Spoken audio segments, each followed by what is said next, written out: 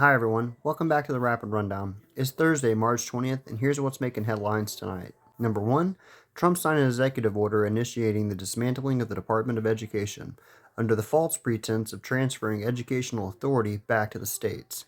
The department currently oversees federal funding, distribution, and enforces civil rights laws in education, and administers student loans. While states manage their own school system, this move raises concerns about the future of federal support and standardization in education. He did this in a room full of children. Okay, I'll take this one out. I had one that was very lucky. I signed another document that turned out to be very good for the country, and I said, let's use that same pen. I don't know, is anybody superstitious? Ron, are you superstitious? Let's use that same pen.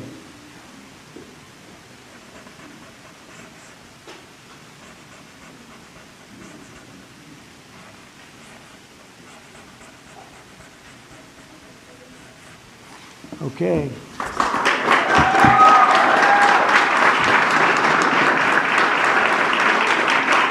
Number 2, in a recent broadcast, far-right commentator Nick Fuentes acknowledged that liberals were right fundamentally about President Trump, referring to him as a populist demagogue who is just stirring up the rubes.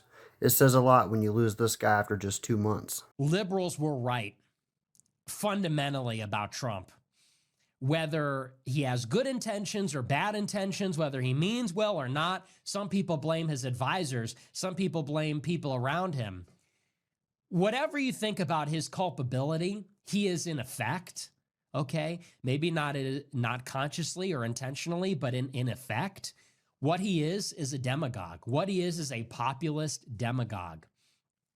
And directionally, what liberals said about him, which is that he was stirring up the rubes, animating the rubes with nativist rhetoric and ginning up resentment against the system to empower himself and the people around him, and then brought the swamp closer to the periphery in his first and second administration, willing to say and do anything. Yeah, that all kind of turned out to be true.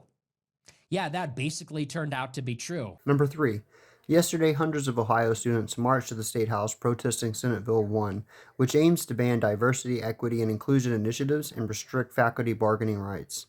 Governor DeWine's attendance at Trump's executive order signing adds to the controversy as protesters urge him to veto the bill.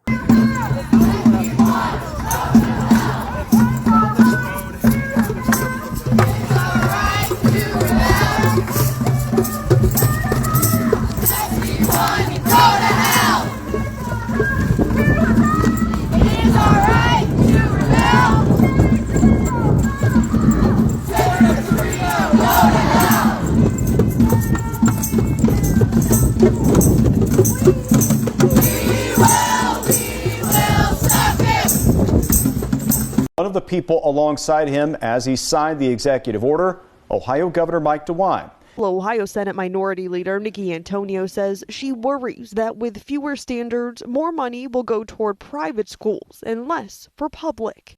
So there's a disconnect with the state of Ohio legislators in power right now who support giving money to private entities over public schools. I think that's a problem. Lawmakers already restructured Ohio's own State Board of Education in 2023, giving its powers to a newly created Department of Education and Workforce, led by a director appointed by the governor. I don't think Ohio is a good example of a state going ahead and forging ahead with its own policies when it comes to education. Our final thought this evening. It appears as each day passes, the harder it gets for Republicans to face their constituents. The growing discontent suggests a widening gap between elected officials and the communities they represent. DOGE is not dismantling Social Security.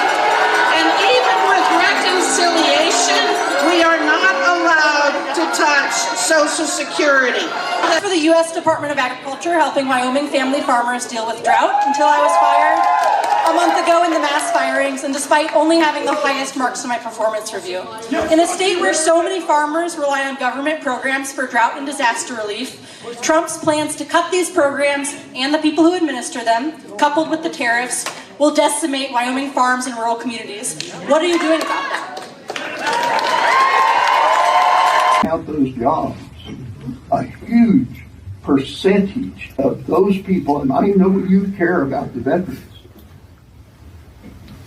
are veterans.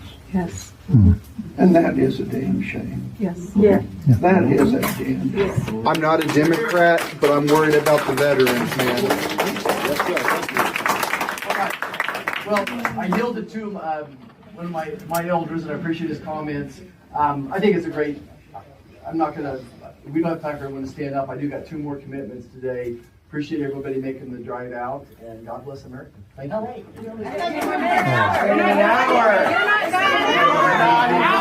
That's your rapid rundown for tonight. Stay engaged, stay vigilant, and as always, stay loud.